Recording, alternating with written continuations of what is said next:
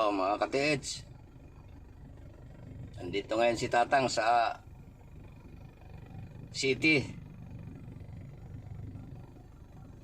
Cabanatuan City. Naghahanap ng treasure.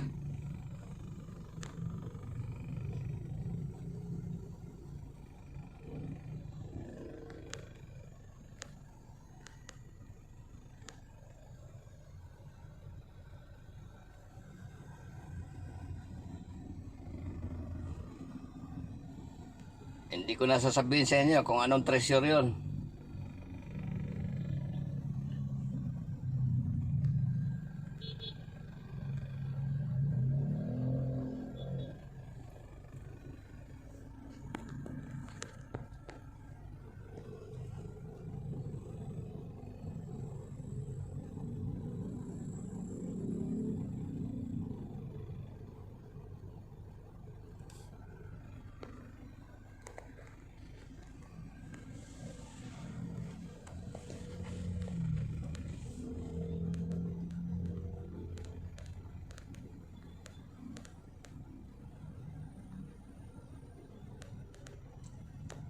Wala si Tatang ngayon sa farm.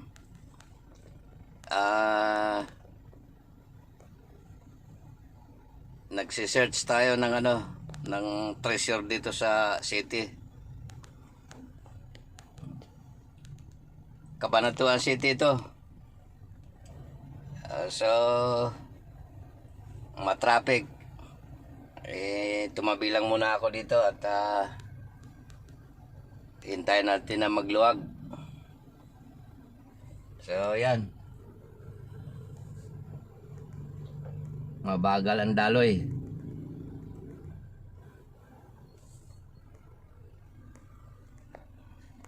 Isa yan sa problema pagka nagsabay-sabay na yung labas yung sasakyan. Nakikita ko nagkaka-traffic talaga. Kasi yung mga Pilipino bili ng mga sasakyan. Yung ating karsada wala na mga expansion, lalo na sa part ng ng Manila.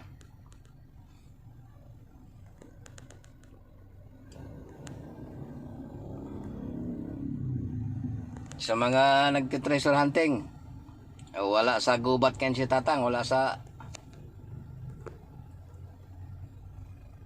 out of mountain ngayon si Tatang.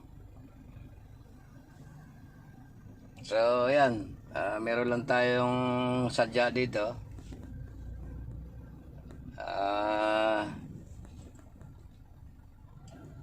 Secret.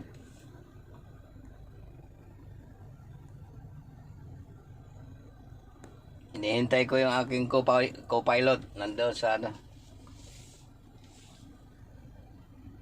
inutusan ko. So bahagi ito ng yung buhay-buhay ni Tatang. Minsan nagre-relax din, pero meron tayong treasure hunting dito.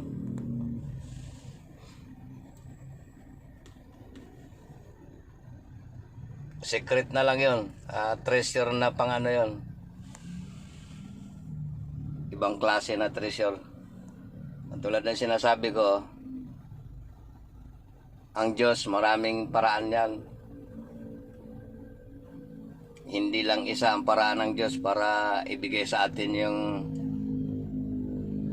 mga biyaya. Maraming paraan. Kaya nga sabi ko, kung meron kayong mga lupa, taniman natin. Hindi yung puro ang treasure kasi hindi yan, wala yung tiyak. Para tayong naghahanap ng karayon sa gitna ng dagat.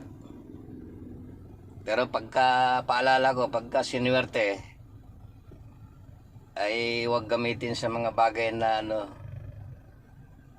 na yung babagsak tayo. Alam na siguro natin yon, yung mga bagay na walang kwentang mga bagay.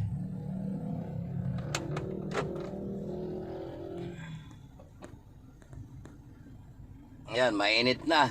Napakainit. Ay, naka-aircon naman tayo. So, hindi risky magbiyahe pagka ganito yung ating dala. May aircon.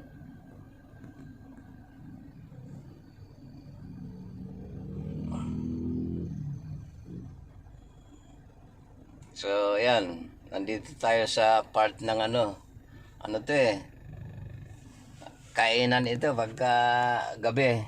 Maraming kumakain dito pagka gabi. Ayan. Nakalinya yung mga kainan, oh. Lalabas tayo.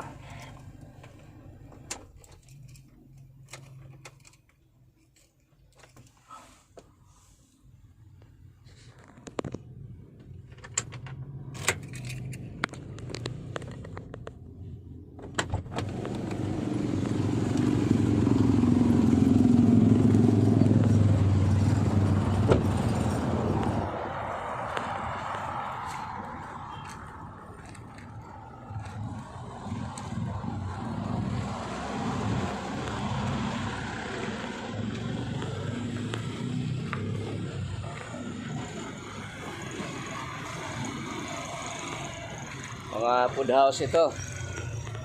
Pagdating sa gabi, masaya rito. Maraming kumakain.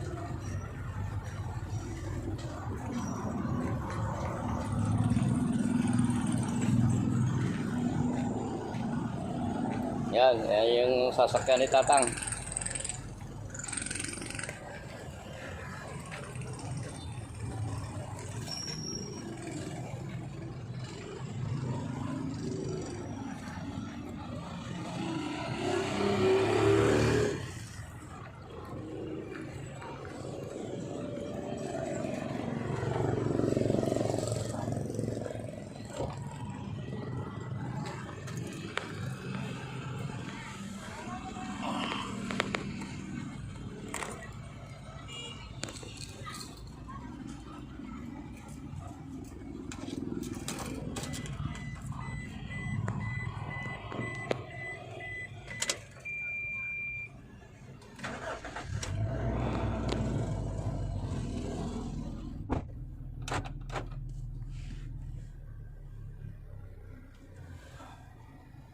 So, sa mga ka-TH dyan, habol-habulin natin yung yung tag-araw. Sana mga positive sides yung mga operasyon natin. Pero si Tatang, stop muna doon sa operasyon kasi yung mga tao natin doon lang talaga ngayon sa pagdidilig. Kasi sobrang init.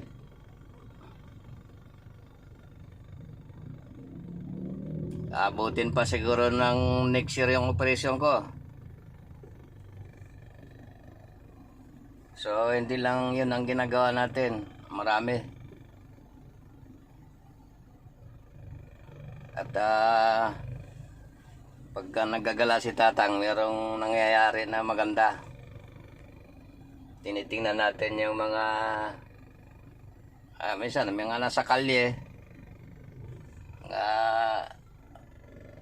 nagugutom, pero hindi ko na kailangan ipakita yon.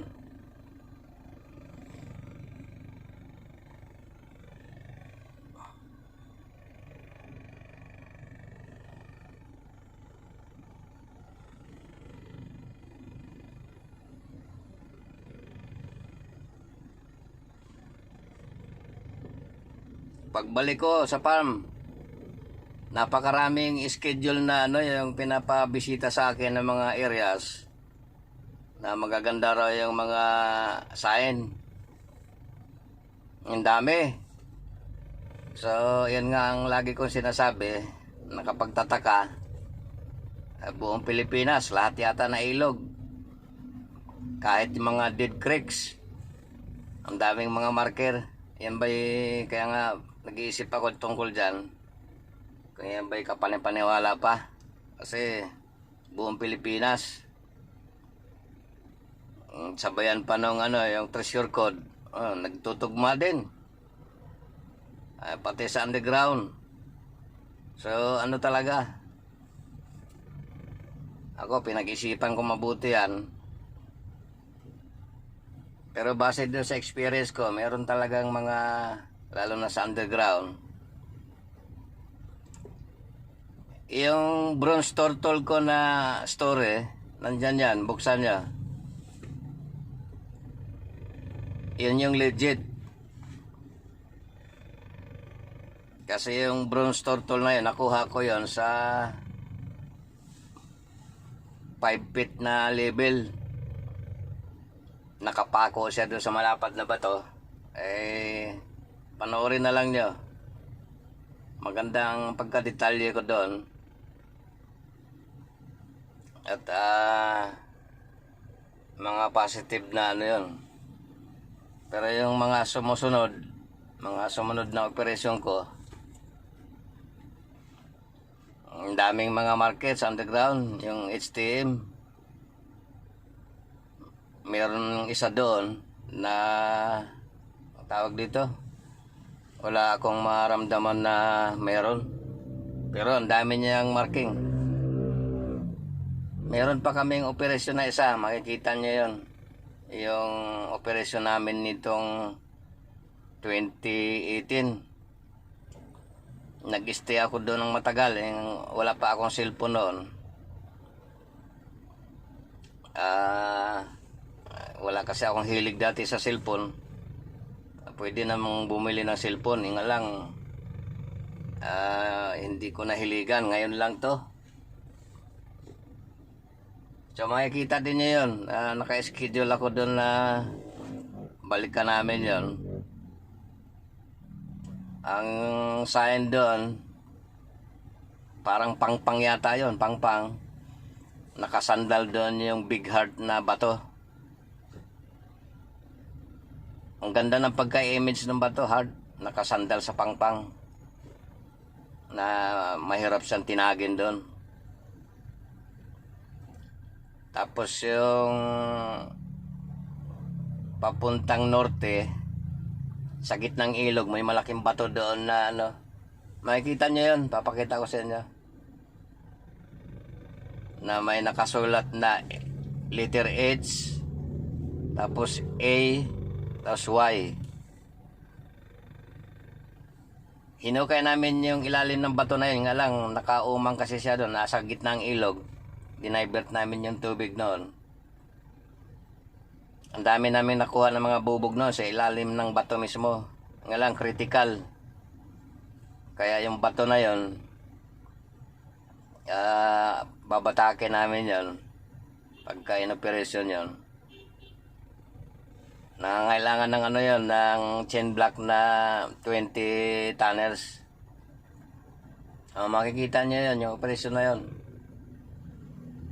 Ayun, marami kami doon, magtulong-tulong.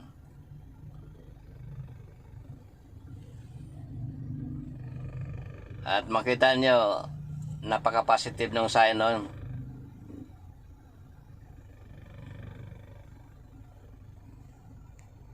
Bibidyohan ko yung operasyon nun. Medyo malayo yun. Talagang dulo ng bundok.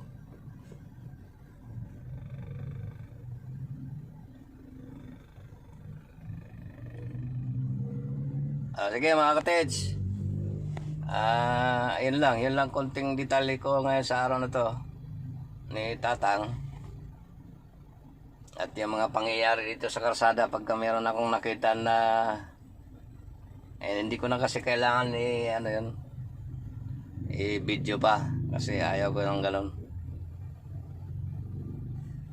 Sige mga kateds, God bless sa ating lahat. Maraming salamat.